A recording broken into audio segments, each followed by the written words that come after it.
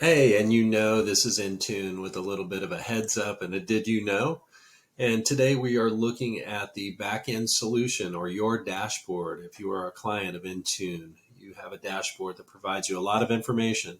So today I wanted to break down something for our do-it-yourself clients who are back there trying to figure out how they can help themselves be successful online.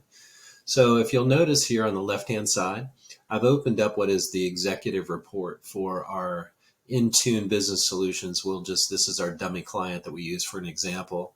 But you'll notice in here when we look at the listings detail that Google is not synced. So we'd really like to figure out why that Google is not synced up. So we can do that simply by doing this, and I'll show you. We go over to our primary listings. We're now out of the report and in primary listings where we have a display of 65 resources. And here it is. Google is not being found. So by selecting the down arrow, which I've already opened up, you can view possible matches. When you select view possible matches, it's going to give you a current listing and also a business information listing. And it could be an information listing, and there it is explained to you exactly why it's not showing or it has an error, is because it's located under the wrong phone number.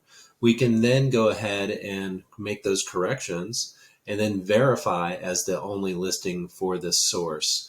Once you verify that information, then that information is published and we'll refresh the listing and everything will be accurate. So there you have it. There's a quick way to fix your connection to Google so we can track and monitor your success online. Another InTune heads up, did you know? Have a great day.